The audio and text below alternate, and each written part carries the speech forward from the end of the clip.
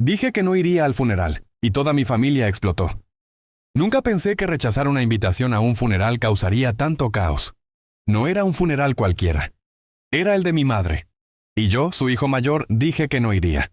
Para mi familia eso fue imperdonable. Pero nadie sabía lo que yo sabía. Nadie sabía por qué no podía volver a esa casa, ni enfrentar ese ataúd. Esta es la historia de cómo un no desenterró secretos que habían estado enterrados por décadas. Eran las 7:14 de la mañana cuando recibí el mensaje de mi hermana menor, Daniela. Mamá falleció anoche, el funeral es el viernes, tienes que venir. No un lo siento, no un ¿cómo estás? No nada. Corto, seco, exigente. Como si yo fuera un extraño. Me quedé mirando el teléfono durante un minuto entero, sintiendo cómo la habitación se encogía a mi alrededor. Mi madre había muerto. La mujer que me había enseñado a caminar, que me tejía suéteres en invierno, que colocaba una silla extra en la mesa por si venías, aunque llevaba 2 años sin visitarla. Pero también era la misma mujer que había guardado un secreto tan grande que había destruido mi relación con toda la familia. La misma mujer que se calló cuando más necesitaba que hablase. Respiré hondo. Sentí un nudo en la garganta. Y respondí: no voy a ir. No pasaron ni 30 segundos antes de que mi teléfono empezara a vibrar. Primero fue mi hermana, luego mi tía, luego mi primo, luego un número desconocido, seguramente un vecino. Luego mi papá, bueno, mi padrastro. Todos exigiendo explicaciones. Pero yo no tenía la energía para dar ninguna. Todavía no. Habían pasado 2 años desde la última vez que pisé la vieja casa familiar. 2 años desde que las cosas explotaron. 2 años desde que descubrí que toda mi vida había sido construida sobre una mentira. Yo crecí creyendo que mi papá biológico nos había abandonado cuando yo tenía 8 años. Mi madre siempre me decía que él era irresponsable, que había elegido otra familia, que simplemente se fue. La historia que cuentan miles de familias. Pero un día, revisando cajas antiguas en el sótano, encontré cartas. Muchas cartas. De él. Cartas dirigidas a mí. A mi hermano. A mi mamá. Cartas que jamás habían sido abiertas. Eran más de 40. Mi madre las había escondido en una caja de zapatos detrás de un viejo armario. Y había más. Fotografías de él conmigo de bebé. Recibos de depósitos para manutención. Postales de cumpleaños. Regalos que nunca me entregó. Era como abrir un álbum de una vida paralela que nunca tuve permiso de conocer. Cuando la confronté, mi madre me dijo: lo hice por tu bien. Y luego mi hermana, mi padrastro, mis tíos, todos se pusieron de su lado diciéndome que ella sabía lo que hacía, que él no merecía una segunda oportunidad, que era mejor así. Yo me sentí traicionado. Completamente. No por lo que ella pensó que hacía bien, sino porque nunca confió en mí lo suficiente como para contarme la verdad. Ese día me fui de la casa. No volví. No llamé. No respondí mensajes. Y ahora, la persona que podía aclarar todo ya no estaba.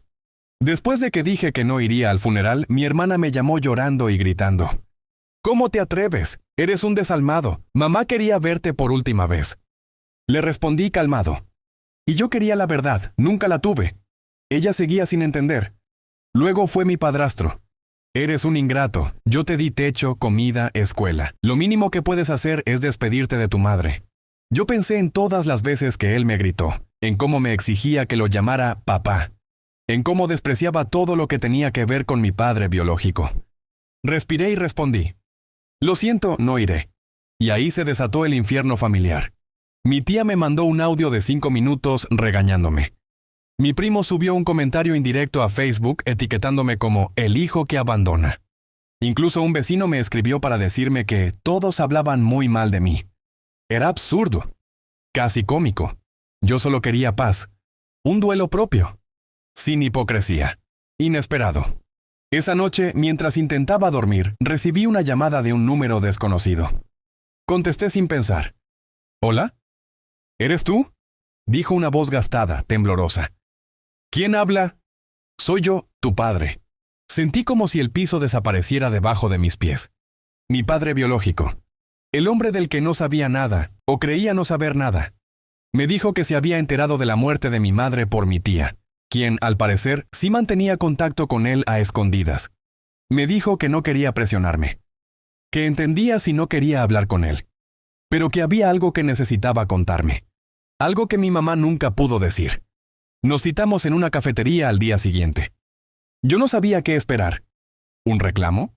¿Una explicación? ¿Una verdad incómoda? Pero lo que me dijo me cambió todo. Cuando lo vi entrar a la cafetería, lo reconocí de inmediato. Era como verme a mí mismo, 20 años después. Se sentó frente a mí, nervioso, moviendo las manos sin control. No vengo a justificarme, fue lo primero que dijo. Vengo a contarte lo que tu madre nunca pudo. Tomó aire. Y confesó. Mi madre no me separó de él por odio o por coraje. Lo hizo por miedo. Mi padre tenía un hermano, mi tío, que estaba involucrado en cosas peligrosas de verdad. Extorsiones, deudas, violencia. Mi tío había amenazado a mi madre cuando yo era un niño. Le dijo que si ella seguía en contacto con él, iban a lamentarlo. Mi madre, aterrada, rompió todo contacto con mi padre. Y para protegerme, me mintió. Él nunca me abandonó. Nunca dejó de buscarme. Nunca dejó de escribir. Mi madre lo silenció por protegernos. Y él aceptó mantenerse lejos por el mismo motivo. Por eso las cartas. Por eso los regalos escondidos. Por eso su desaparición repentina. No fue abandono. Fue sacrificio. Cuando terminó de hablar, lloraba. Yo también. No quería ir. Pero después de escuchar la verdad, tenía que verla por última vez. Cuando llegué, todos me miraron como si un fantasma hubiera entrado a la sala velatoria. Mi hermana se acercó furiosa. ¿Ahora sí te dignaste a venir? Pero yo no respondí. No vine por ellos. Vine por ella. Me acerqué al ataúd. Mi madre parecía tranquila, como si hubiera estado esperando este momento. Le tomé la mano y susurré. Ojalá me lo hubieras dicho. Pero entiendo por qué no pudiste. Mi hermana escuchó. Se acercó confundida. ¿Qué te dijo papá?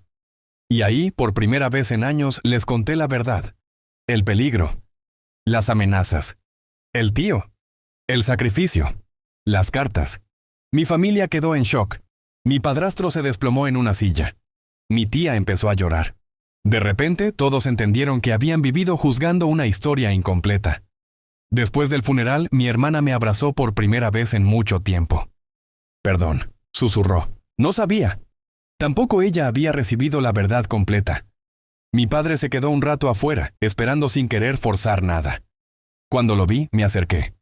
No era un abrazo perfecto, ni un cierre total, pero era un comienzo. Con mi familia, las cosas no volvieron a ser como antes. Pero por primera vez no quedaba rencor, solo comprensión. Y entendí algo importante. A veces no vamos a un funeral porque no queremos despedir a quien murió, sino porque aún no entendemos todo lo que vivió. Yo dije que no iría. Mi familia explotó. Pero al final, la verdad nos unió de una manera que jamás imaginé. Trabajé en una empresa que destruía abuelos, hasta que descubrí la verdad. Nunca pensé que llegaría el día en que tendría que contar esto. Tampoco imaginé que cargaría con esta culpa, ni que terminaría enfrentándome al hombre que me dio el mejor salario que había tenido en mi vida. Mi nombre no importa. Lo único que importa es lo que hice. O lo que permití que pasara durante 3 años. Trabajé en una empresa llamada Consolida Financial, un negocio que, a simple vista, parecía ayudar a familias endeudadas. Su eslogan era casi poético. Rescatamos tu futuro. Y yo, recién divorciado, con una hija que mantener, acepté el puesto como si fuera una bendición caída del cielo. Mi jefe, Raúl Benítez, era de esos hombres que te hacen sentir seguro con solo escuchar su voz.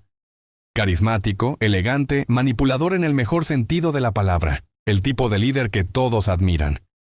O eso creía yo. Trabajaba procesando expedientes de deudas, analizaba casos, negociaba descuentos, hablaba con bancos. Nada fuera de lo normal. Hasta que una noche, casi por accidente, encontré el expediente que lo cambió todo. El expediente de una anciana llamada Clara Álvarez. Había revisado miles de documentos, pero este tenía algo raro. Fechas inconsistentes. Pagos duplicados. Montos que no cuadraban. Documentos con firmas idénticas, demasiado idénticas. Así que revisé más a fondo. Y mientras lo hacía, recibí un correo anónimo. Un solo archivo adjunto. Cuando lo abrí, sentí que la sangre se me helaba. Era la foto de una mujer mayor, con la mirada rota, detrás de unos barrotes, como si estuviera en un asilo o un centro de detención privado. Era ella. Clara Álvarez. Y lo peor es que la descripción del archivo decía algo como: ¿todavía crees que estás ayudando? Esa noche no pude dormir. A la mañana siguiente fui directo a la oficina de Raúl. Necesito hablar contigo sobre un expediente, le dije. Él ni siquiera levantó la mirada de su computadora. No te metas donde no te llaman, Ethan, respondió como si supiera exactamente cuál era el expediente. ¿Tienes idea de lo mucho que estás arriesgando? Yo insistí, le dije que había inconsistencias, que tal vez alguien estaba cometiendo fraude. Fue entonces cuando él, calmado, casi paternal, se dio la vuelta, me puso una mano en el hombro y me dijo: «Tienes una hija, no arriesgues lo que no puedes perder». Sentí que me desgarraba por dentro. No solo no me permitió continuar, sino que me dio una advertencia velada. Y por primera vez en 3 años, sentí miedo de mi jefe. Pocos días después recibí un mensaje desconocido. Una mujer quería verme. Decía tener información sobre mi empresa. Su nombre era Lucía Duarte, abogada independiente. Nos vimos en una cafetería humilde, lejos del centro financiero.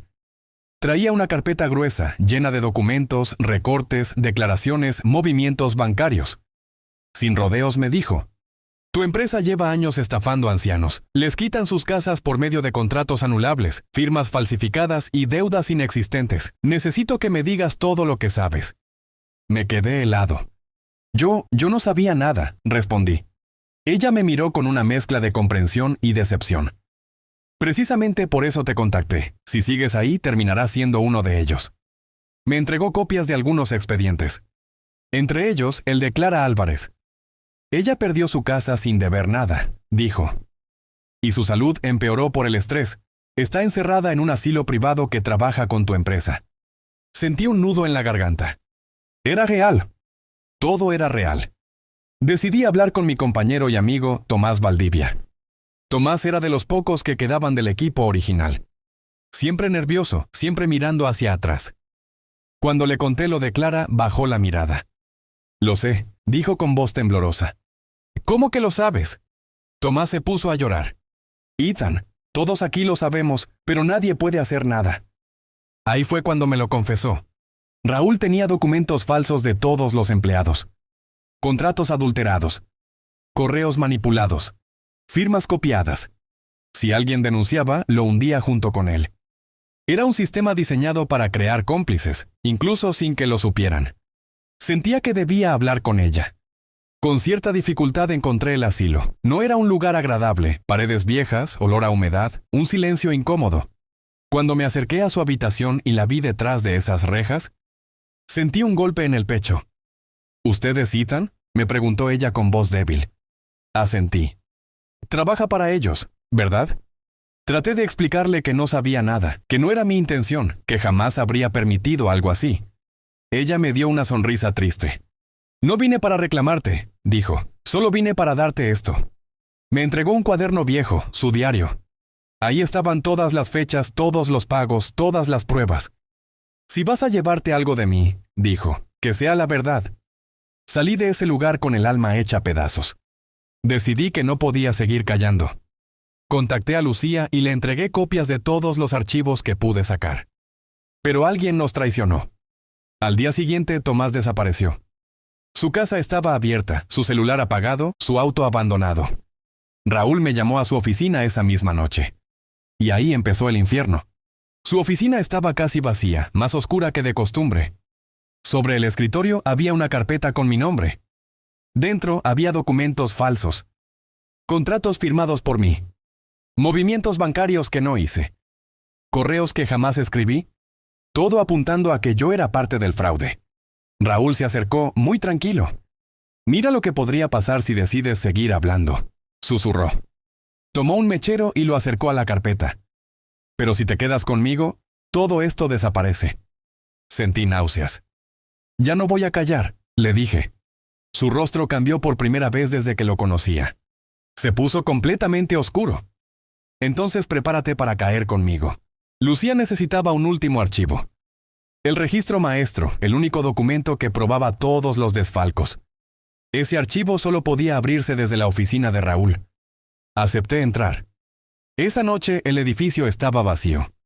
Activé el sistema, conecté la USB y empecé la descarga. Pero entonces, escuché un clic. Raúl estaba en la puerta. Lo había sabido desde el principio. Se lanzó sobre mí para quitarme la USB. Peleamos. Fue torpe, doloroso, brutal. Mientras forcejeábamos, yo grité. El archivo ya fue enviado. Era verdad. Había programado un respaldo automático a Lucía. Raúl intentó destruir la computadora, pero ya era tarde.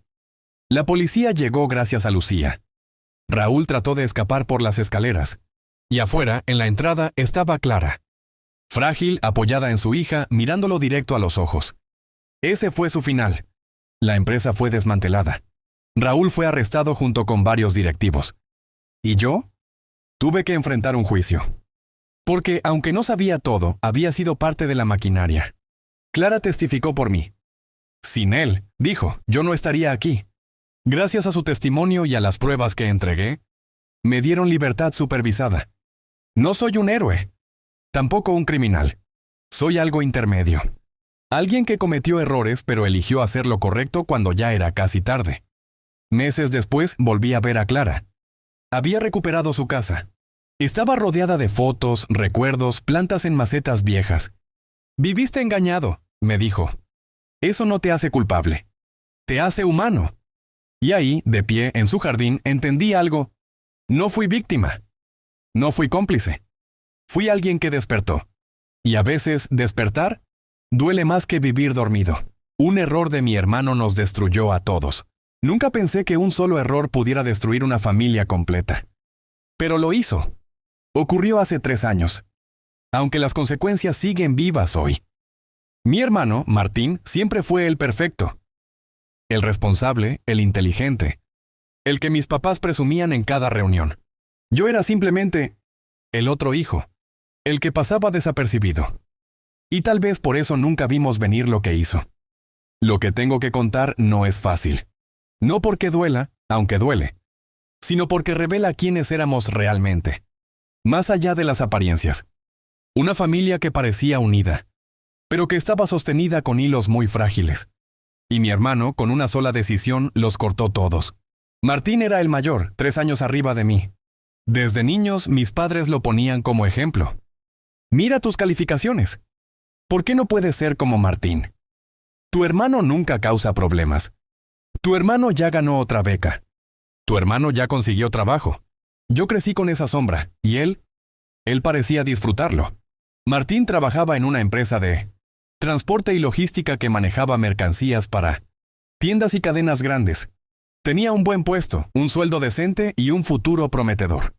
Yo, en cambio, trabajaba como freelance en lo que salía. Mis padres se lo achacaban a mi falta de disciplina. Martín nunca me humilló directamente. Pero su silencio lo decía todo. Él era el orgullo. Yo, la preocupación. Pero todo cambió un martes por la noche. Cuando llegó a casa con la cara pálida. Era raro que Martín viniera a la casa de mis papás entre semana. Vivía solo en un departamento de la empresa. Esa noche ni siquiera saludó. Se dejó caer en una silla. ¿Qué pasó? Pregunté notando que temblaba. Se frotó la cara con las manos. La regué, hermano. Hice algo muy grave. Se me heló la espalda. ¿Qué hiciste? Me confié. Y ahora necesito tu ayuda. Me contó que en su empresa administraban inventarios. Productos que iban y venían, electrónicos, electrodomésticos, herramientas. Cosas costosas. Y él llevaba meses moviendo mercancía con tal de conseguir dinero extra. Lo peor no era solo él. Había otros 3 empleados involucrados. Un supervisor, un chofer y un encargado del almacén. Entre todos habían creado un sistema para registrar ciertas cajas como dañadas o extraviadas, cuando en realidad las desviaban a compradores externos. Martín ganaba entre 15 y 20 mil pesos extra por semana. «Estás loco», le dije. «¿Cómo te metiste en eso?» «No era así al principio», respondió. «Fue poquito a poquito. Cuando me di cuenta, ya no podía salirme». Esa noche me confesó algo más. Uno de sus compañeros había sido despedido injustamente por otra cosa y, en venganza, estaba dispuesto a hablar. Amenazó con revelar nombres, pruebas, todo. Y Martín sabía que si eso salía a la luz, la empresa lo demandaría, podría ir a prisión. Y mis padres jamás lo perdonarían. Yo no sabía qué decirle. Lo único que supe fue que esa no era una simple equivocación. Era un desastre esperando explotar. 2 días después, Martín me llamó desesperado. No contestes mensajes raros, me advirtió. No abras nada que no reconozcas. ¿Por qué? ¿Qué hiciste ahora? Creo que nos están investigando. Resultó que la empresa contrató a un auditor externo, uno que no tenía relación con ningún empleado. Y ese auditor había empezado a revisar movimientos, inventarios, cámaras, horarios. Martín estaba al borde de un ataque. Yo puedo arreglarlo, dijo. Solo necesito tiempo. Pero tiempo era lo que menos tenía. Ese fin de semana, el chofer del grupo apareció golpeado. Según él, fue un mensaje. Habla, y te va peor. La cosa dejó de ser un simple fraude. Había más gente involucrada, gente con dinero, contactos y cero paciencia. Martín empezó a entender que no era un negocio chico. ¿Y yo? Empecé a temer que nos estuviera arrastrando a todos. Un lunes en la madrugada mi celular sonó. Era Martín. Baja, estoy afuera. Salí y lo vi en su coche, con los ojos rojos y llorosos. Me echaron la culpa a mí, dijo. Todos, mis compañeros. El supervisor. Hasta el chofer. Él era el único sin contactos. El más fácil de sacrificar. Van a decir que yo organicé todo. Que yo falsifiqué registros. Que fui el único. ¿Y tú crees que te van a creer? Pregunté. Martín sonrió con amargura. Ya consiguieron pruebas. Me enseñó su laptop, correos falsificados, movimientos hechos desde su cuenta, videos editados para que pareciera que él daba órdenes. Lo tenían completamente hundido. ¿Y la empresa? Pregunté. Esperan que mañana vaya a dar mi versión. Los ojos se le llenaron de lágrimas. Hermano, no salgo de esta. Esa mañana pasó lo que cambió nuestra familia para siempre. Martín no fue a su reunión con la empresa. Fue a la casa de mis papás. Y les contó todo. Todo. La cara de mi mamá fue de incredulidad. La de mi papá, de furia. ¿Cómo te atreves? Gritó. ¿Sabes cuántos sacrificios hicimos por ti? Martín lloraba. Mi mamá también. Mi papá lo sacó de la casa a gritos. Y ahí, quebrado, humillado, derrotado, mi hermano cometió su peor error. Uno que jamás podremos deshacer. Se fue directo a la bodega de la empresa. Allí enfrentó al supervisor, al chofer y al encargado. Les gritó que no pensaba cargar solo con la culpa. Que o hablaban todos, o los hundía. Y uno de ellos, el supervisor, en un ataque de pánico, lo empujó. Martín cayó hacia atrás. Su cabeza golpeó contra una estructura metálica. Instantáneamente. Murió ahí mismo. Todo se manejó como un accidente laboral. La empresa pagó para que la familia de Martín firmara documentos, para que no se investigara más, para evitar líos, demandas, prensa. Mi mamá no pudo ni hablar. Mi papá se culpaba por haberlo corrido. Yo no podía ni respirar. Pero días después, cuando revisé sus cosas, encontré algo que lo cambió todo. Un USB, lleno de videos, capturas de pantalla, transferencias, mensajes. Martín había guardado pruebas. Muchas pruebas. Y en ellas se veía claramente lo que pasó. El fraude, los involucrados y, sobre todo, cómo lo culparon injustamente. Esa USB podía destruir carreras, empresas completas, y a todos los que prefirieron callar. Yo sabía que tenía 2 opciones. Dejar todo como estaba y permitir que mi hermano quedara como el culpable. Contarlo todo y desencadenar una tormenta. Elegí la segunda. Cuando entregué las pruebas a las autoridades, nadie en mi familia me apoyó. Mi papá dijo, ¿para qué remover el pasado? ¿No ves que ya sufrimos bastante? Mi mamá suplicó, no pongas a Martín como criminal, por favor. Pero yo ya no podía vivir con esa mentira. La verdad salió a la luz. Los implicados fueron arrestados. La empresa quedó en escándalo. Mis padres perdieron amistades, reputación, tranquilidad. Y a mí, me culpaban de todo. Tu hermano ya está muerto, decía mi mamá. ¿Qué ganas con esto? Nos arruinaste la vida, me gritaba mi papá. Mi familia dejó de hablarme. Literalmente me excluyeron. Porque para ellos era más fácil recordar a Martín como un hijo perfecto que murió en un accidente, que aceptar lo que realmente pasó. Que su hijo mayor se metió en algo sucio. fue traicionado y murió por intentar arreglarlo. Y que yo fui el único que no lo abandonó. Han pasado 3 años. Mi familia sigue rota. Yo vivo lejos. Mis padres no me llaman. En las reuniones dicen que Martín fue una víctima del destino. Pero no mencionan lo que lo llevó ahí. A veces me pregunto, ¿hice bien? ¿Valió la pena la verdad? ¿Martín hubiera preferido que me callara? No tengo la respuesta. Lo único que sé es esto. El error que destruyó a mi familia no fue el fraude. Tampoco fue la muerte de mi hermano. El error fue fingir durante años que éramos una familia perfecta, cuando en realidad éramos una bomba esperando explotar. Y Martín solo fue quien encendió la mecha. El día que mi mamá me dijo que yo nunca debí nacer. Nunca pensé que una sola frase pudiera romper a una persona, ni que quien la dijera fuera precisamente la mujer que me dio la vida. Ese día, el día que mi mamá me dijo que yo nunca debí nacer, marcó un antes y un después en mi existencia. Cambió mi forma de ver el amor, la familia y a mí mismo. Pero para entender cómo llegamos a ese punto, tengo que contarte la historia completa. Una historia que empezó mucho antes de ese día, aunque yo no lo sabía. Soy el hijo del medio. Y si sabes algo sobre eso, entiendes que es casi como no existir. Mi hermano mayor siempre fue el orgullo de mis padres. El fuerte, el inteligente, el responsable, el ejemplo. Mi hermana menor era la princesa, la dulce, la frágil, la favorita. Y yo simplemente era él. Ni bueno, ni malo. Ni exitoso, ni problemático. Ni querido, ni odiado. Invisible. Mis padres nunca fueron crueles de forma abierta, pero sí fríos. Fríos de esa manera que duele más que un grito. Las felicitaciones nunca eran para mí. Los aplausos nunca eran para mí. Los abrazos, tampoco. Yo hacía todo por destacar, buenas notas, deportes, música, pero siempre había algo más importante que yo. Otra obligación. Otro hermano que necesitaba algo. Otra excusa. De niño, el día que entendí realmente mi lugar en esa familia fue en mi cumpleaños número 9. Recuerdo despertar emocionado. Me puse la ropa que más me gustaba. Esperé a que mis papás bajaran.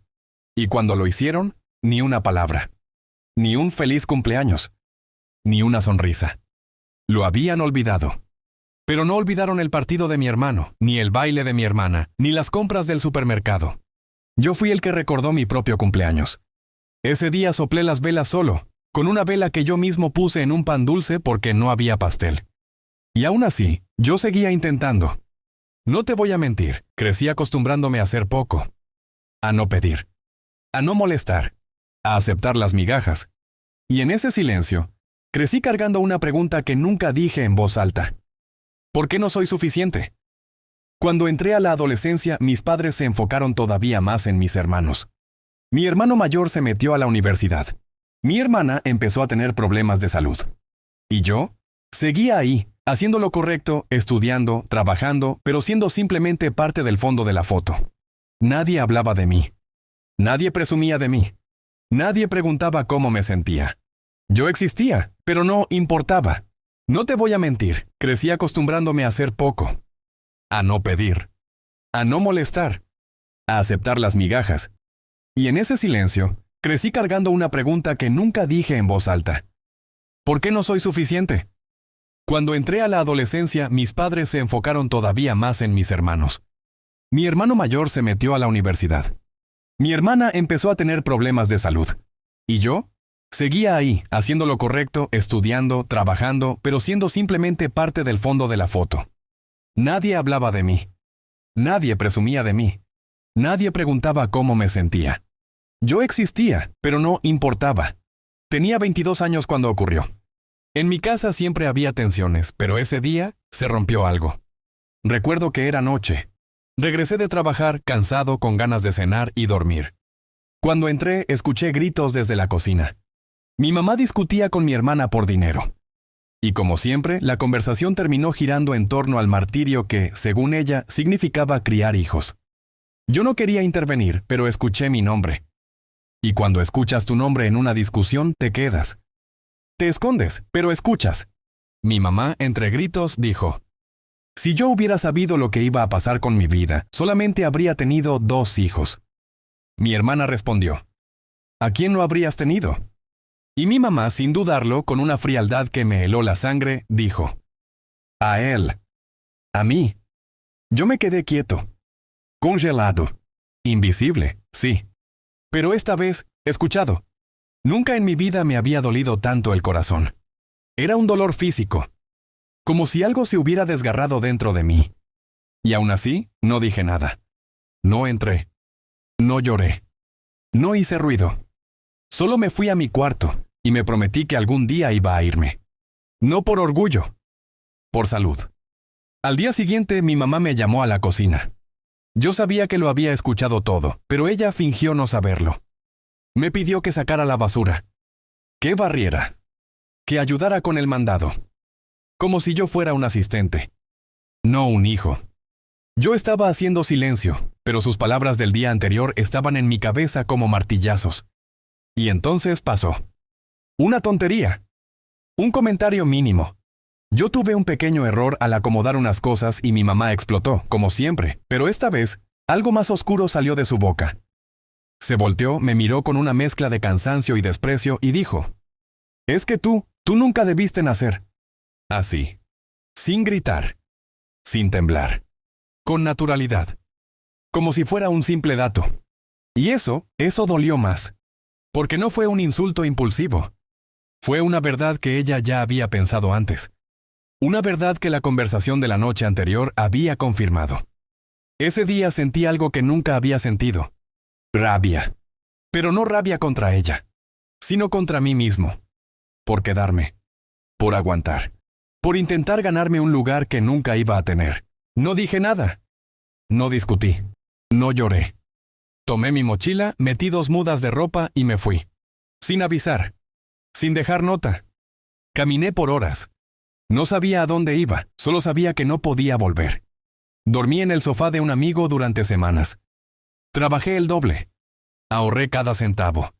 Me busqué un cuarto pequeño, viejo, húmedo, pero mío. Y no regresé. No llamé. No pregunté. No esperé que me buscaran. Y como era de esperarse, nadie lo hizo. La vida fuera de casa fue difícil, sí.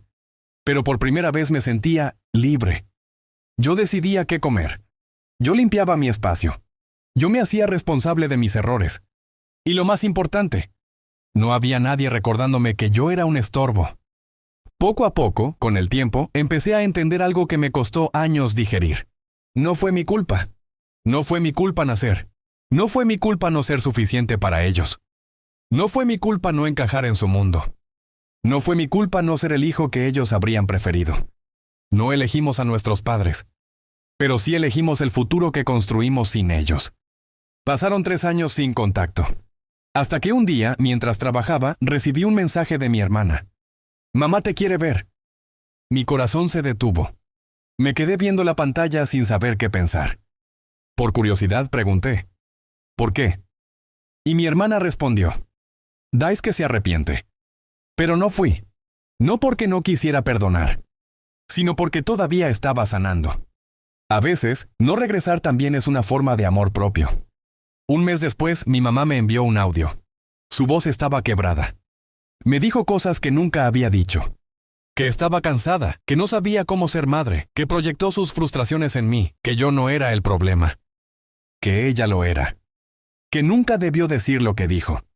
Que me extrañaba. Ese audio no borró el pasado. No borró el cumpleaños olvidado. No borró la frase que me destruyó.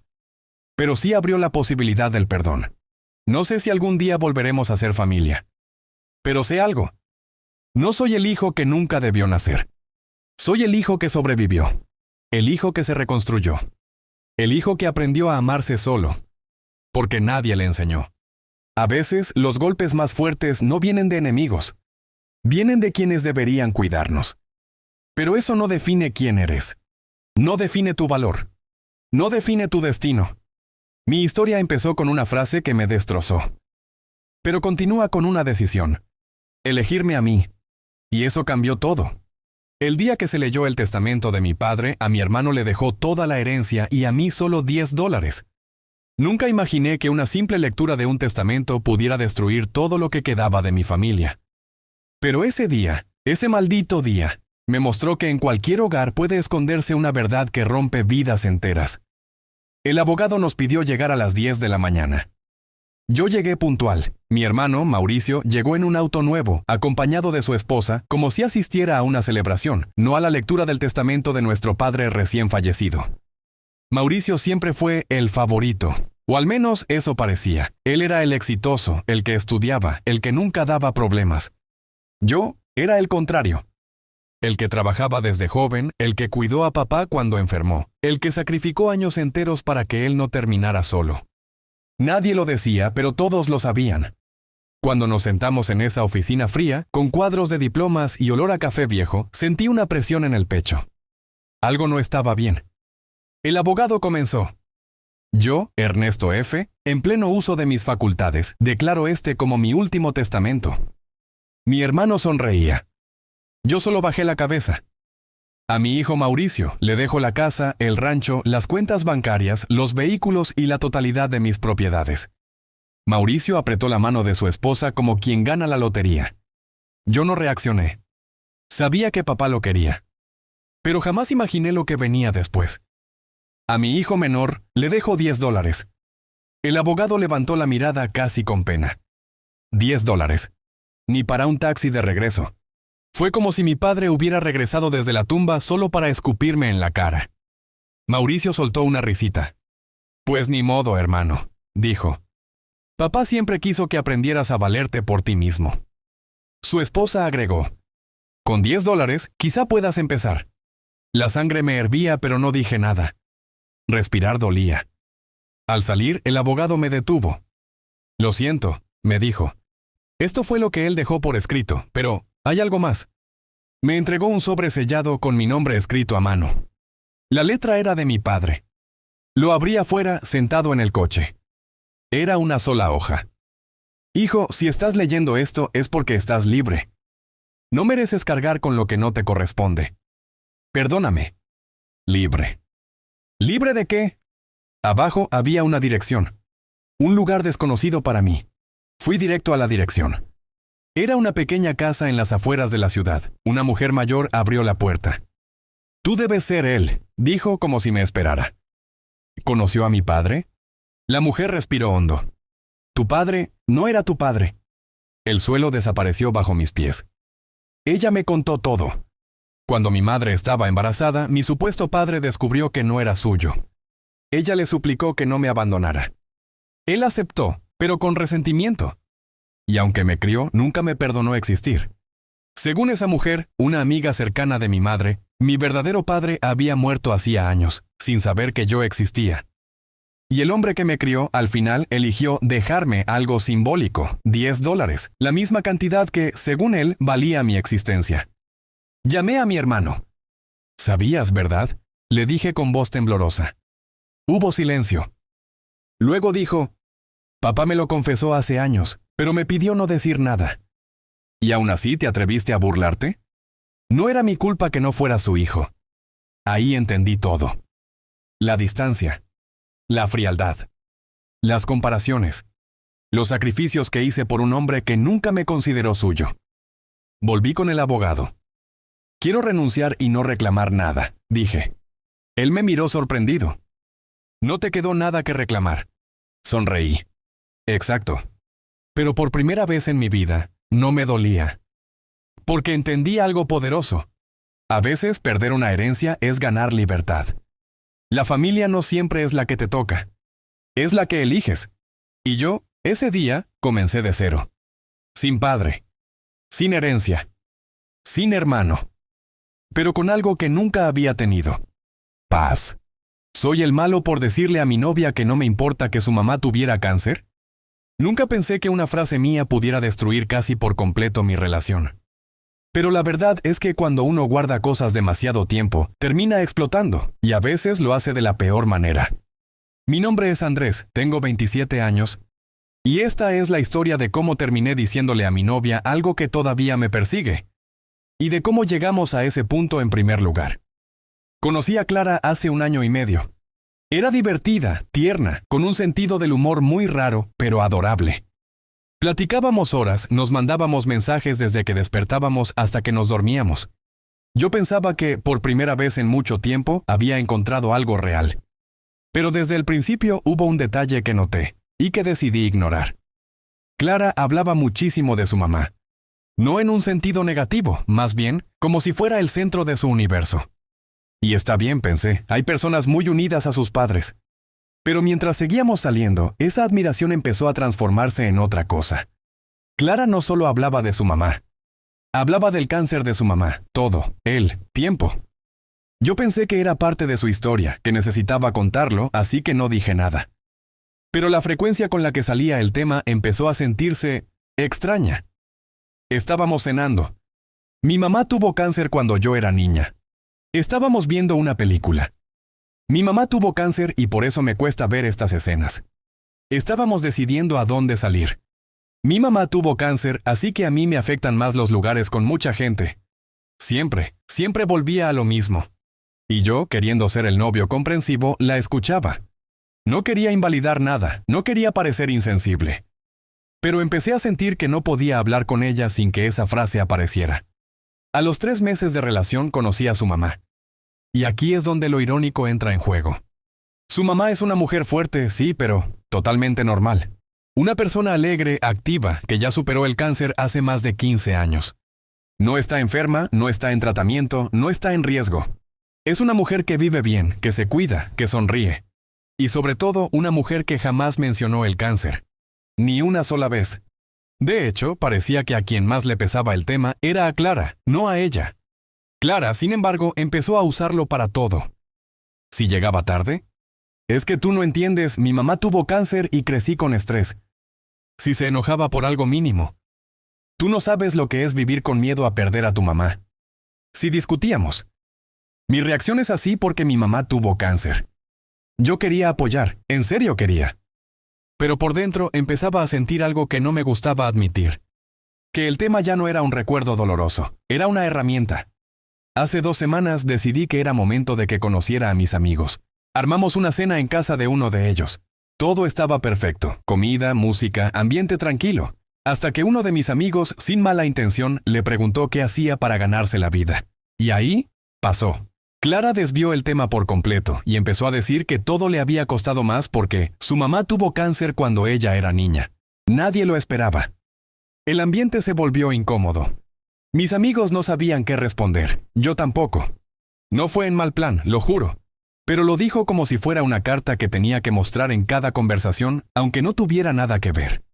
Yo sentí la vergüenza quemándome el pecho. No porque hubiera hablado del cáncer, sino porque lo sacó como excusa, como justificación para una pregunta que nada tenía que ver. Durante el camino de regreso pensé mucho en cómo decírselo sin lastimarla. Quería expresarle que a veces el tema aparecía incluso cuando no correspondía. Cuando lo intenté, fue peor. Le dije con calma: amor, creo que a veces sacas el tema incluso cuando no viene al caso. Ella se puso rígida, literalmente se le tensó todo el cuerpo. Y empezó a elevar la voz. ¿Y qué quieres que haga? Es parte de mi vida, tú nunca entiendes nada. No te importa lo que yo viví. Por eso eres frío, por eso no conectas conmigo. Yo traté de tranquilizarla, pero cada palabra que decía parecía empeorar todo.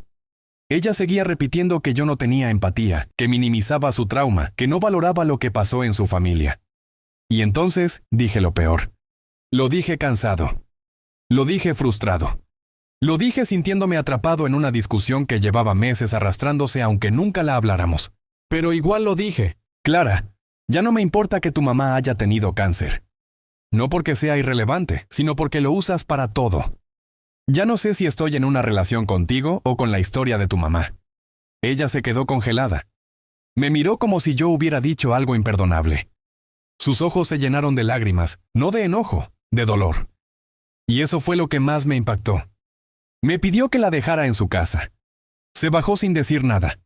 No me escribió en todo el día, ni al siguiente. Cuando por fin lo hizo, solo me dijo: eres un insensible, no sé si puedo perdonarte. Desde entonces estamos distantes. Seguimos juntos, pero en modo automático. He leído sobre traumas infantiles. He tratado de entender que, aunque su mamá esté bien ahora, para una niña de 9 o 10 años, ese evento puede marcar la vida entera. Lo entiendo. Pero también me pregunto algo. Cuando un trauma deja de ser explicación y se convierte en excusa. Porque ella ya no está viviendo ese miedo todos los días. Ella ya no está cuidando a su mamá ni enfrentando la enfermedad. Ella tiene una vida normal, estable, con una familia completa. Y aún así usa esa historia como escudo, como bandera, como armadura. ¿Me equivoqué al decírselo así? Sin duda. ¿Pero soy un monstruo por sentirme cansado? No lo sé. Muchos me dirán que yo fui cruel. Otros quizá entiendan que cualquier persona tiene un límite. La verdad es que no sé si soy el malo. No sé si fui brutalmente honesto. O simplemente brutal. Y aquí estoy, contándolo todo, porque de verdad quiero entender. ¿Soy el malo por decirle a mi novia que no me importa que su mamá tuviera cáncer? ¿O solo fui la primera persona que se atrevió a ponerle un límite a algo que ella nunca quiso enfrentar? Los leo. Toda mi familia me bloqueó el mismo día y nadie quiere decirme por qué. Nunca olvidaré el momento exacto en que mi vida dejó de tener sentido. Fue un martes por la mañana, un día cualquiera. Me desperté, preparé café, revisé mis mensajes y entonces lo vi, algo que me heló por dentro. Mi mamá, mi papá, mis 2 hermanos, mis tíos, mis primos. Todos, absolutamente todos, me habían bloqueado.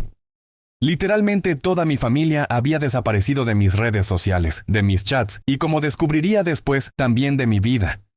No había una nota. No había un mensaje. No había una explicación. Solo un vacío total.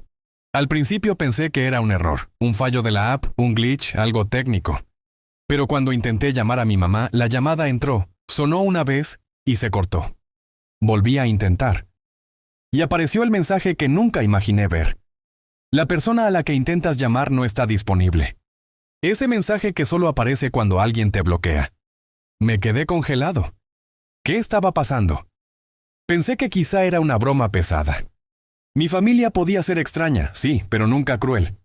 Así que decidí ir directamente a casa de mis padres. Siempre estaban ahí, siempre disponibles, siempre con el portón sin llave. Pero cuando llegué, me encontré con algo que jamás había visto en mis 28 años. La reja estaba cerrada con candado. Un candado grande, nuevo, metálico. Y pegado con cinta, un papel blanco, mal recortado, con letras en marcador azul. No insistas. Sentí un nudo en la garganta. Golpeé la reja. ¿Mamá? ¿Papá? Soy yo. ¿Qué está pasando? Nada. Golpeé más fuerte. Silencio.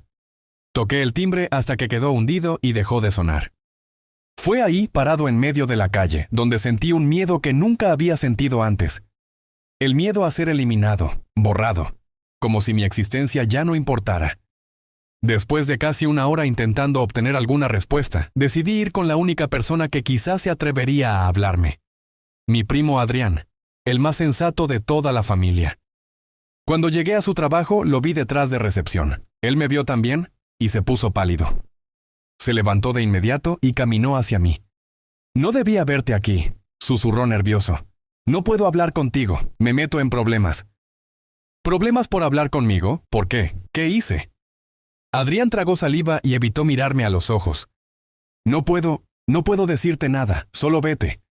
Lo agarré del brazo. «Dímelo, ¿qué hice?»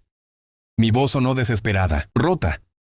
En ese momento su supervisora lo llamó desde adentro. Adrián se dio media vuelta. Pero antes de alejarse, casi sin mover los labios, dijo: «No fue tu culpa, pero alguien ya contó otra versión». Y se fue.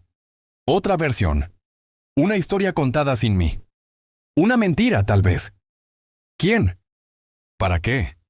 ¿Por qué todos la creyeron? Pasaron 3 días sin dormir. 3 días revisando mi teléfono como un adicto. 3 días esperando un mensaje, una señal, lo que fuera. Pero no llegó nada. Hasta el 4.º día. Al salir de mi departamento, vi algo debajo de la puerta. Una carta sin remitente escrita a mano. Era la letra de mi mamá. Mis manos temblaron mientras la abría. La carta decía: «No queremos hablar contigo porque tomaste algo que no te pertenecía. No queremos discutir ni confrontaciones. No vuelvas a buscarnos». Me quedé frío. Tomé algo que no me pertenecía. ¿De qué hablaba? Releí la carta una y otra vez buscando alguna pista, pero no había más. Ese papel parecía una sentencia. ¿Había habido un robo? ¿Me estaban culpando de algo que no hice? Era absurdo. Yo no les había quitado absolutamente nada. Una semana después, finalmente recibí noticias. Un mensaje desconocido en Messenger. Era de la vecina de mis padres, doña Elisa, la que siempre sabía todo. El mensaje decía: «Solo quiero que sepas que yo no creo lo que dicen de ti. No pareces capaz». Le respondí al instante: «¿Qué dicen de mí?». Tardó 20 minutos en contestar. Luego llegó la bomba. «Dicen que le robaste dinero a tu papá. Mucho dinero. Dicen que te quedaste con sus ahorros». Sentí que se me aflojaban las piernas. Yo nunca haría algo así. Jamás. Escribí otro mensaje. ¿Quién dijo eso? La respuesta me destruyó. Tu hermano. Él fue el primero en contarlo. Mi hermano. El mismo al que ayudé 1000 veces. El que me pidió dinero cuando estuvo en problemas. El que defendí de mis papás en más de una ocasión. Él. Pasaron 2 días hasta que pude encontrarlo. Lo esperé en el estacionamiento de su trabajo. Cuando salió, me acerqué lo más calmado que pude. ¿Por qué dijiste que yo robé el dinero de papá? Me miró sin sorpresa, sin miedo, sin remordimiento. Porque era más fácil culparte a ti, respondió. ¿Qué? ¿Qué dijiste? Yo necesitaba el dinero, dijo como si hablara del clima. Tenía deudas. Mamá y papá no me lo iban a prestar, así que hice lo necesario. Sentí como si me golpearan el pecho. ¿Y me arruinaste a mí? ¿Así nada más? Se encogió de hombros. Ellos nunca te creen. Fue fácil. Mi visión se nubló del coraje. Eres basura. Sonrió. Una sonrisa fría. Siempre te creyeron el perfecto. Ya era hora de que fueras el malo de la historia. Pude haberlo golpeado. Pude haber hecho un escándalo. Pude haber reaccionado como él quería. Pero no lo hice. Hice lo único que realmente lo destruiría. Fui con la policía. Él había usado la tarjeta de mi papá. Había quedado grabado en cámaras. Había transacciones, firmas, evidencia. Todo apuntaba a él. En cuanto comenzó la investigación, mi familia empezó a llamarme. Mi mamá llorando.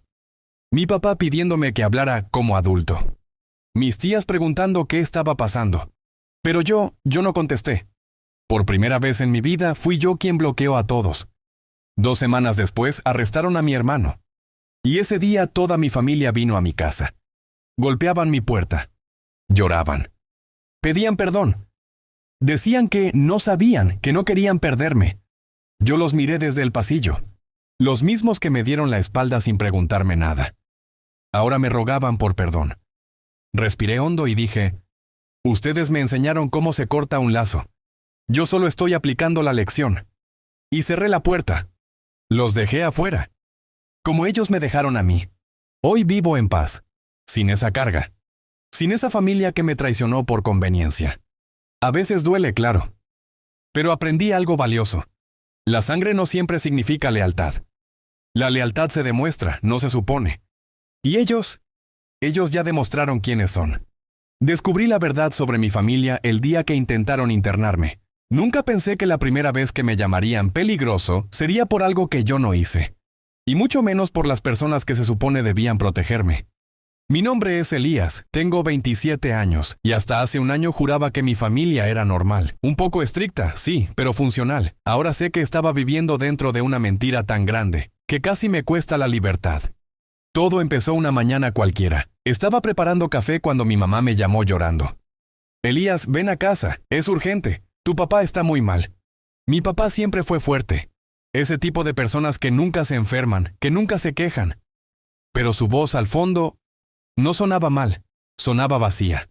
Como si no supiera qué estaba pasando.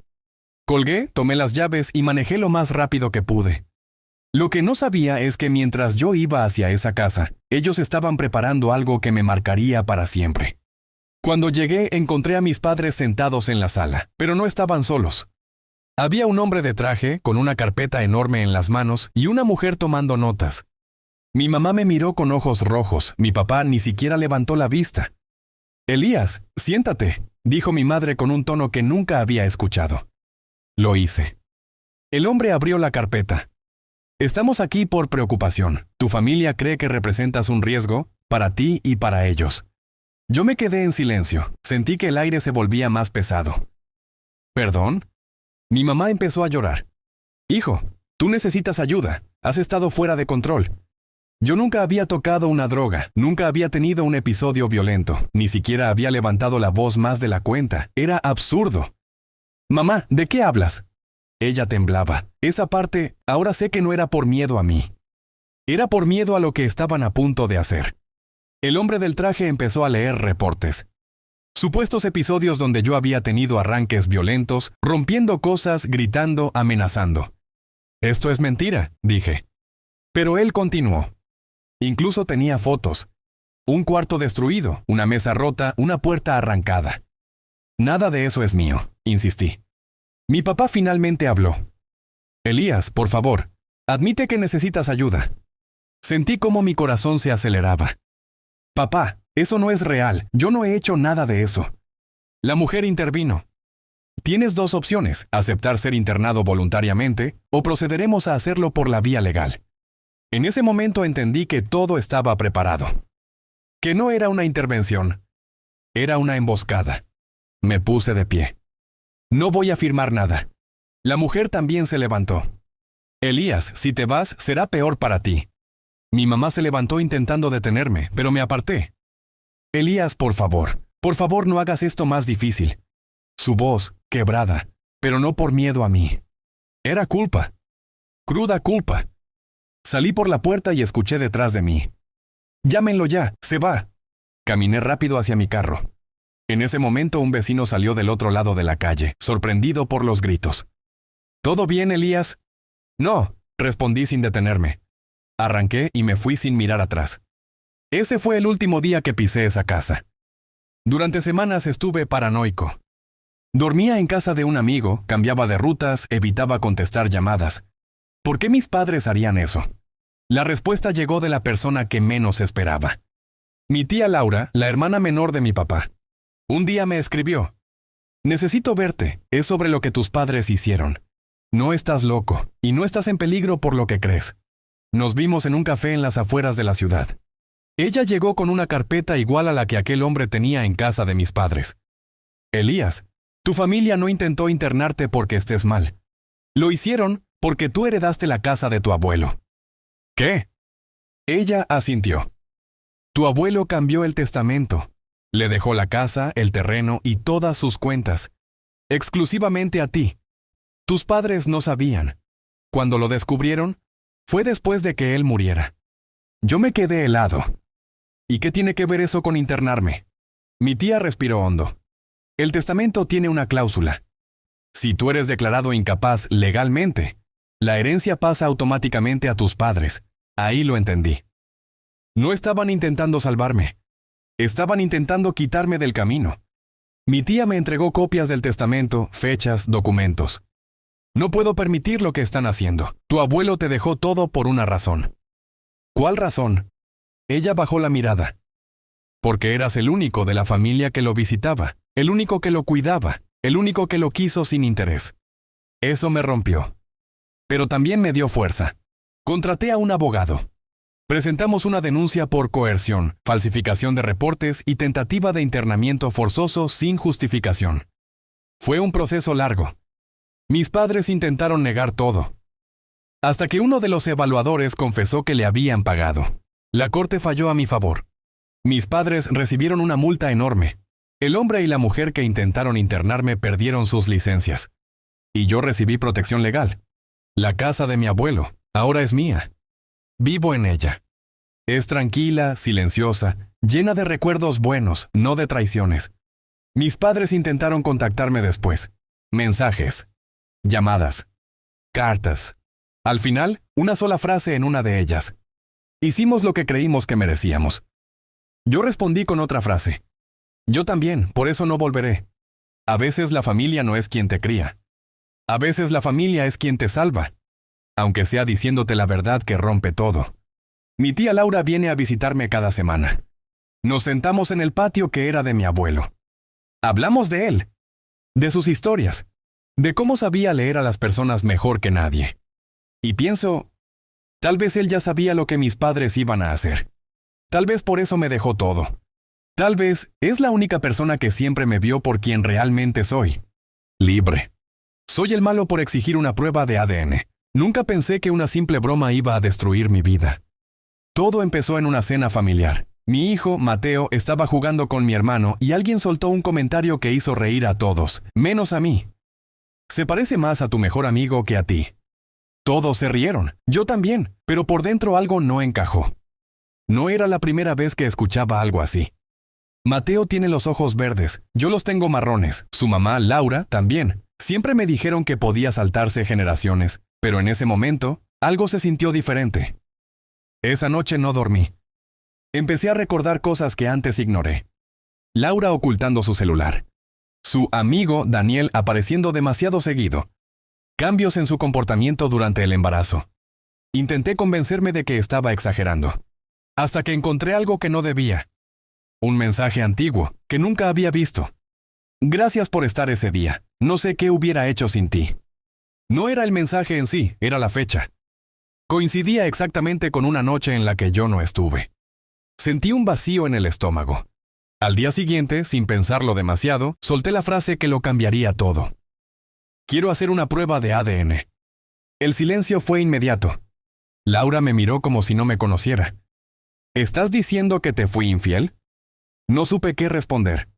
Pero ya era demasiado tarde. Laura explotó.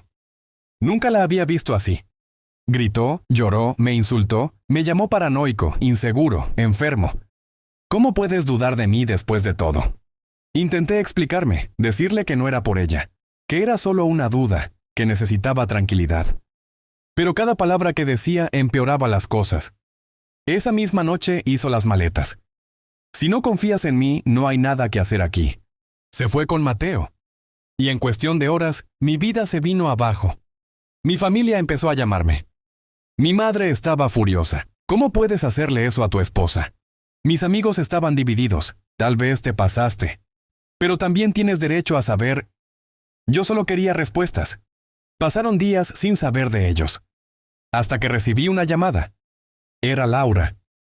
Acepto la prueba. Pero su tono no era de alguien que quiere demostrar su inocencia. Era de alguien que estaba preparándose para algo más. Hacerse la prueba fue lo más incómodo que he vivido. El laboratorio estaba en silencio, nadie hablaba.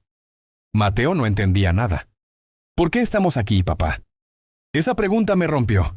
Laura no me miraba. Y yo empezaba a arrepentirme. ¿Qué pasaría si todo era mentira? ¿Si estaba destruyendo mi familia por una inseguridad? Los días de espera fueron una tortura. No comía, no dormía. Mi cabeza no paraba. Hasta que recibí el correo. Resultados disponibles. Mis manos temblaban. Abrí el archivo. Y lo que leí me dejó sin aire. No existe vínculo biológico entre el padre y el menor. Sentí que el mundo se detuvo. No podía respirar. No podía pensar. Solo había silencio. Laura lo sabía. Cuando la enfrenté, no lo negó. Se quedó callada. Y ese silencio confirmó todo. Fue una vez, dijo finalmente. Una vez. Esa palabra me destrozó más que la mentira. No estaba segura. Pensé que eras tú, Daniel, mi mejor amigo. La persona que estuvo en mi casa, que cargó a mi hijo, que me abrazó. Todo encajó de golpe. La rabia me consumió. Pero lo peor no era la traición. Era Mateo. Porque para mí, él seguía siendo mi hijo. Todos esperaban que me fuera. Que los abandonara. Que desapareciera. Pero no pude. Mateo me llamó esa noche. Papá, ¿vas a volver? Esa palabra, papá, lo cambió todo. No era su sangre. Pero era mi hijo. Yo lo había criado. Yo lo había cuidado. Yo estuve en cada momento. Laura no entendía. Después de todo, ¿quieres seguir aquí? No era por ella. Era por él. Pero entonces apareció Daniel. Y lo que dijo cambió todo otra vez. Quiero ser parte de la vida de mi hijo. Ese fue el verdadero golpe. No la infidelidad. No la mentira. Sino que ahora alguien más quería ocupar mi lugar. Luché. No por orgullo, sino por lo que construí. Hubo abogados, discusiones, decisiones difíciles. Pero al final, entendí algo. Ser padre no es genética. Es presencia. Es amor. Es quedarse cuando todo se rompe. Hoy Mateo sabe la verdad. Y aún así, me sigue llamando papá. Laura ya no forma parte de mi vida. Daniel, lo intenta. Pero hay cosas que no se pueden reemplazar. ¿Soy el malo por haber pedido esa prueba? Tal vez. Pero si no lo hubiera hecho, nunca habría sabido la verdad. Y aunque dolió, me permitió decidir quién quería ser. Perdí todo por culpa de alguien en quien confiaba. Nunca pensé que la persona que más confiaba en mi vida sería la que me dejaría sin absolutamente nada. No fue un accidente. No fue mala suerte. Fue algo planeado. Y yo fui demasiado ingenuo para verlo. Mi nombre es Daniel. Tengo 32 años. Hace un año tenía todo lo que siempre quise. Un negocio estable, una relación tranquila, y alguien a quien consideraba como un hermano.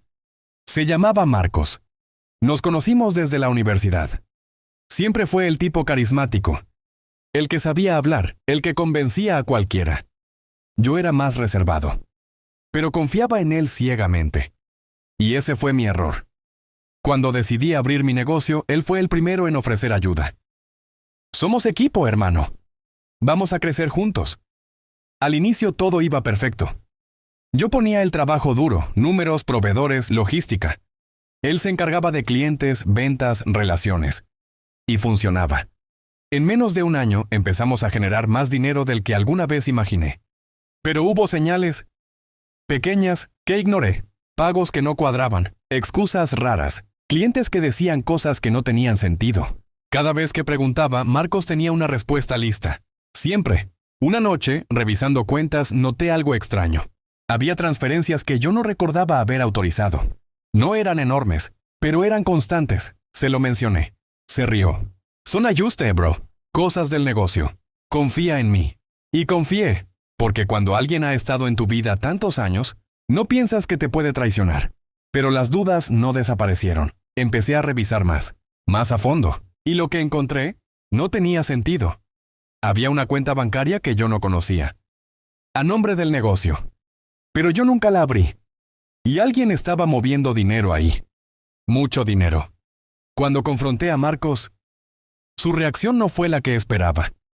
No se puso nervioso. No lo negó. Solo suspiró y dijo: te ibas a enterar tarde o temprano. En ese momento sentí que algo dentro de mí se rompía. Resulta que llevaba meses desviando dinero. Clientes que pagaban directamente a esa cuenta. Facturas manipuladas. Movimientos ocultos. Todo cuidadosamente planeado. No es personal, Daniel. Es negocio. Eso fue lo que dijo. Después de años de amistad. Después de construir todo juntos. No era personal. Intenté detenerlo. Pero ya era tarde. Legalmente. Él tenía acceso a todo. Firmas compartidas. Decisiones conjuntas. Yo mismo le había dado el poder de destruirme. En cuestión de semanas, todo se vino abajo. Cuentas congeladas. Deudas que no sabía que existían. Clientes que desaparecieron. El negocio quebró. Perdí todo. Y Marcos desapareció. Sin dejar rastro. Sin enfrentar consecuencias inmediatas. Solo se fue con el dinero. Pasé meses tratando de entender en qué momento todo se salió de control. La respuesta es simple, pero duele. No fue en un momento. Fueron muchas pequeñas decisiones. Confiar sin revisar. Firmar sin cuestionar. Ignorar señales. Hoy estoy empezando de cero. Sin negocio. Sin socio. Sin la persona que consideraba familia. Pero con una lección que nunca voy a olvidar. No todos los que están contigo, están contigo. Algunos solo están esperando el momento perfecto para dejarte sin nada. Perdí todo, pero aprendí exactamente en quién nunca volver a confiar. Mi familia me dio la espalda, justo cuando más los necesitaba. Nunca pensé que el peor momento de mi vida sería también el momento en el que mi propia familia decidiría abandonarme. No fue un problema pequeño. Fue algo que podía destruirlo todo. Y lo peor es que yo era inocente. Mi nombre es Daniel, tengo 29 años. Siempre fui el hijo correcto. El que no daba problemas. El que ayudaba en todo. Mientras otros fallaban, yo era el que resolvía. Por eso nunca imaginé que el día que todo se complicara, nadie iba a estar de mi lado. Todo comenzó cuando mi primo Andrés volvió a aparecer. Llevaba meses desaparecido. Y cuando regresó, lo hizo con problemas. Deudas, gente buscándolo. Estrés constante. Mis padres, como siempre, decidieron ayudarlo. Yo dudé, pero al final también confié. Error. Un par de semanas después algo cambió. El ambiente en mi casa era raro. Silencios incómodos. Miradas extrañas. Mi madre dejó de hablarme igual. Mi padre empezó a evitarme. Todo explotó. ¿Por qué nos hiciste esto? Hasta que una noche, dijo mi padre. Yo no entendía nada. Hasta que Andrés habló. Dijo que yo había tomado dinero de la familia. Y que él había estado cubriéndome. Sentí que el mundo se me cayó. Intenté explicarme. Negarlo. Pero él tenía algo que yo no esperaba. Pruebas. Transferencias. Mensajes. Movimientos bancarios. Todo apuntaba a mí. Y sin pensarlo 2 veces. Mi familia le creyó. Intenté defenderme. Intenté explicar. Pero nadie quiso escuchar. Y esa misma noche, mi padre dijo algo que jamás voy a olvidar. Aquí no puedes quedarte. Y ahí fue cuando entendí que acababa de perder a mi familia. Esa noche no solo perdí mi casa, perdí a las únicas personas que pensé que jamás me fallarían. Y lo peor, apenas estaba empezando. Me fui con una mochila. Sin plan. Sin dinero suficiente. Sin saber qué hacer. Pensé que al menos mi pareja estaría conmigo. Pero no. También dudó. Y poco después se fue. Pasé días sin saber qué hacer. Dormía en casa de un amigo. Sentía rabia, impotencia y una confusión enorme. ¿Cómo era posible que todos creyeran una mentira tan fácilmente? Lo peor llegó después. El problema se filtró. Alguien habló. En mi trabajo empezaron a hacer preguntas. Y aunque no había pruebas reales, la duda fue suficiente. Me despidieron. Sin familia. Sin pareja. Sin trabajo. Solo. Completamente solo. Pero había algo que no me dejaba rendirme. Yo sabía que era inocente. Ese fue el momento donde decidí algo. Si nadie iba a creer en mí, iba a demostrar la verdad yo solo. Revisé todo. Fechas, movimientos, detalles que nadie más cuestionó. Y encontré algo raro. Una transferencia que supuestamente hice. En un momento en el que yo no podía haberla hecho. Tenía pruebas, pequeñas, pero reales. Y por primera vez desde que todo empezó, sentí que podía cambiar todo. Pero lo que estaba a punto de descubrir era mucho peor de lo que imaginaba. Cuando descubrí la verdad, no sentí alivio. Sentí coraje. Porque entendí que todo había sido planeado. Seguí investigando. Y todo apuntaba a una sola persona. Andrés. Había manipulado accesos. Había falsificado pruebas. Había construido toda una mentira. Para salvarse. Él había tomado el dinero. Y necesitaba un culpable. Alguien confiable. Alguien cercano. Alguien que nadie dudaría. Una vez señalado. Yo. Fui con mi familia. No a suplicar. A demostrar. Les enseñé todo. Cada prueba. Cada error en la historia de Andrés. Cada mentira. Nadie habló. Mi madre lloraba. Mi padre no podía mirarme. ¿Y Andrés? No pudo sostener la mentira. Confesó. Y sí, la verdad salió. Pero no arregló nada. No recuperé mi trabajo.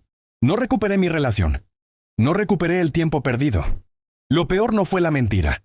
Fue que cuando más los necesité, mi familia eligió no creerme. Hoy sigo adelante. Reconstruí mi vida. Pero hay algo que nunca volvió. La confianza. Porque aprendí algo que duele aceptar. No importa cuánto hagas por alguien. Cuando llega el momento difícil, no todos se quedan. ¿Soy la mala por sentirme traicionada? Cuando la familia de mi esposo decidió invitar a todos, menos a mí, no fue un error. No fue una confusión. Fue completamente intencional. Invitaron a mi esposo. Invitaron a mis hijos. Pero a mí me dejaron fuera como si no existiera.